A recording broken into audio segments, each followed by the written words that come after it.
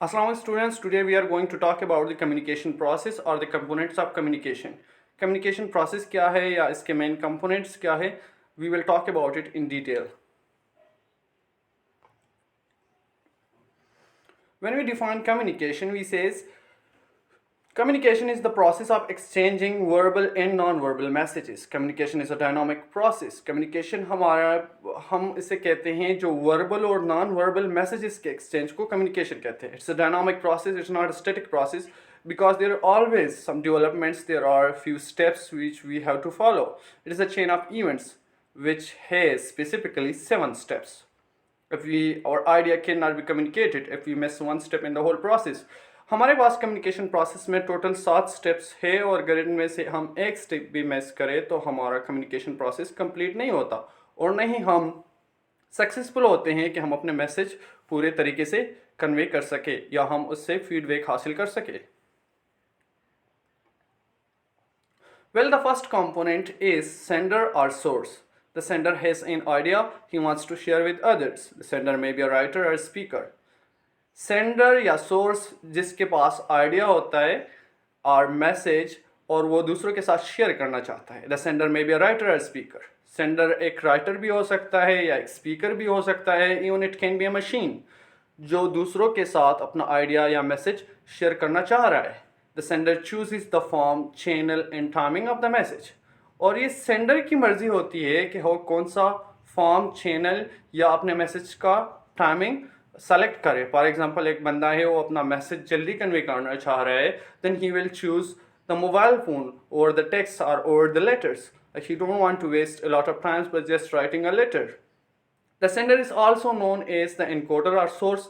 It's also very important MCQs mostly exams में यही आता है that the sender is also known as dash and there is a written encoder और source. Encoder भी उसे कहते हैं या सोर्स भी सेंडर को कहते हैं. Well, the second one is encoding. जिस तरह के नाम से ज़ाहिर है अपना मैसेज एनकोड करना. Encoding means putting ideas into a message. In the process of encoding, an idea may take the form of words, facial expressions or gestures. हम encoding के process में अपने मैसेज को इलेक्ट्रिकल के सिग्नल्स के में भी कन्वर्ट कर सकते हैं. We may change it into words. We may change it to facial expression. For example मैं अपने किसी को दोस्त को मैसेज कन्वे करना चाह रहा हूँ तो मैं उसे इलेक्ट्रिकल सिग्नल्स के थ्रू और we can say through the mobile phone I can call him और I can send him a letter. It may take a lot of time और I can just show my gestures, like I just move my body and give him, like for example it's no, or when example we say yes or we say it's good, then we are just showing our body gestures to this person, then he understand what I want to share with him. Encoding depends on our ideas, our receiver and our style. Encoding totally depend करता है कि हम किस किस्म का idea किसी के साथ शेयर करना चाह रहे हैं या हमारा रिसीवर कौन है और कौन से स्टाइल. फॉर एग्जाम्पल हम अपने आइडिया को जल्दी डिलीवर करना चाह रहे हैं, then definitely we will choose electrical signal or to call that person on a mobile phone. Or if you want to send it an official letter or it have a lot of time, it's not that much urgent, then we definitely use or to write a letter to that person. Word की form में हम उसे अपना message encode कर सकते हैं या हम अपने वर्ड्स जो स्पोक करते हैं स्पोकन वर्ड्स के थ्रू भी हम किसी को अपना आइडिया एनकोड कर सकते हैं, उसके साथ शेयर कर सकते हैं. Well, message is the major part of the whole communication. Message पूरे कम्युनिकेशन का मेन पार्ट है, मेन कंपोनेंट है. We share message in many ways और इसी की वजह से हम अपना पूरा कम्युनिकेशन प्रोसेस स्टार्ट करते हैं. मैसेज में include letter, speech, gesture etcetera. जिस तरह मैंने पहले जिक्र किया, मैसेज एक लेटर भी हो सकता है, थ्रू स्पीच के ज़रिए भी हम अपना मैसेज दे सकते हैं, जेस्चर के ज़रिए जब हम when we write, writing is the message, when we speak, speech is the message. हम कुछ लिखते हैं तो वही हमारा मैसेज है या जो कुछ हम बोलते हैं वही हमारा मैसेज है. When we use body language, gestures are the message. और अगर हम अपना बॉडी लैंग्वेज यूज़ करेंगे तो फिर जेस्चर हमारा मैसेज है. तो मैसेज हमारा कुछ भी हो सकता है. It may be our speech, it may be our gesture, it may be our writings. So message is also the most important component of communication process. Channel जिस तरह के नाम से ज़ाहिर है, channel is that thing through which we send our message. एक medium भी उसे कहते हैं, it's also known as medium. We select a channel, this it is also known as medium. Channel में be a telephone, computer, letter, memo, report etcetera. Channel हमारे पास एक telephone भी हो सकता है, कंप्यूटर भी हो सकता है, लेटर भी हो सकता है, मेमोरेंडम भी हो सकता है, इसमें भी रिपोर्ट। वो चैनल, वो मीडियम जिसके ज़रिए हम अपना मैसेज सेंड करते हैं। ये कंप्यूटर भी है, ये टेलीफोन भी है, ये लैपटॉप भी है, ये कुछ भी है जिसके ज़रिए हम अपना मैसेज डिलीवर करते हैं। The choice of channel depends on distance receiver, our need for speed, our message on resources, safety, etc. हमारे पास चैनल का जो मैसेज है ये टोटली डिपेंड करता है रिसीवर पे कि हम किसको ये सेंड कर रहे हैं, या हम किस स्पीड से अपना मैसेज डिलीवर करना चाह रहे हैं, या हम कौन से रिसीवर थे, या किस लेवल तक हमारा मैसेज सेफ रहेगा। तो उसी के ज़रिए हम ये सेलेक्ट करते हैं। For example, sometimes we use a email, sometimes we use a text message, sometimes we use letter as a channel, sometimes we use electrical signals as a medium for sending our message. So there are different channels we can use it for our message. Well, the fifth one is the receiver. Receiver is that person who receive our message. Receiver वही बंदा होता है जो हमारे message को क्या करता है, रिसीव करता है। ही मे बी अ रीडर और लिसनर। ये बंदा रीडर भी हो सकता है या लिसनर भी हो सकता है। For example, someone is speaking in a seminar, जो लोग बैठे हुए सुन रहे हैं, they are the receiver. For example, you send someone letter और मैसेज, तो ये जो पढ़ने वाला है या जो रीड करने वाला है, then that person is a receiver. The receiver holds a key place in the process of the communication. Receiver is also very important because sometimes it's also depend on the receiver which medium we should select for delivering a message. Receiver भी बहुत एक अहम component है communication process का। For example, हम sometimes receiver को देख के अपना मीडियम सेलेक्ट करते हैं कि किस मीडियम के थ्रू अपना मैसेज उसे सेंड करते हैं। He is always kept in view by the sender।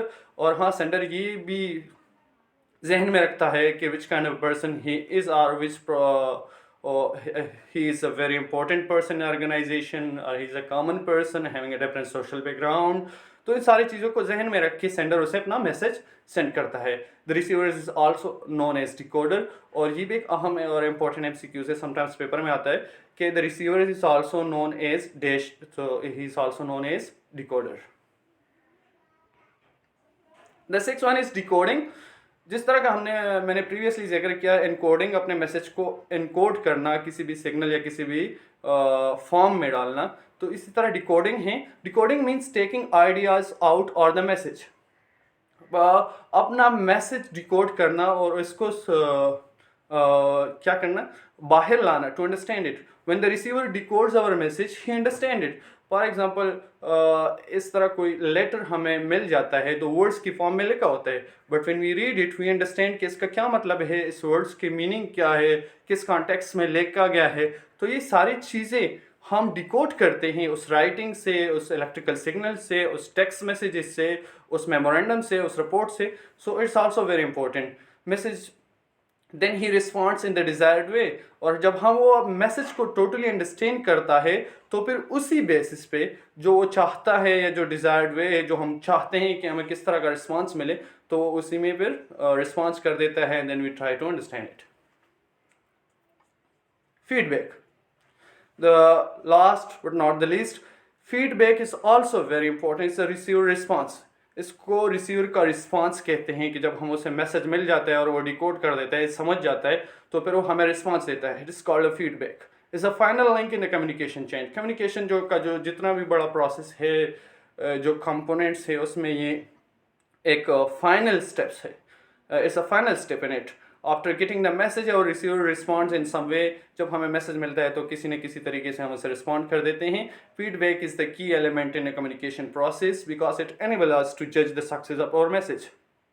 क्योंकि फीडबैक से ही हमें पता चल जाता है क्या हमारा कम्युनिकेशन प्रोसेस सक्सेसफुल है कि नहीं। For example, sometimes we deliver a message and receiver don't understand it, तो फिर वो फीडबैक ही नहीं देते। फॉर एग्जाम्पल, किसी को अपना मैसेज डिलीवर करते हैं and that person doesn't responds, so it means he your communication process is just a failure.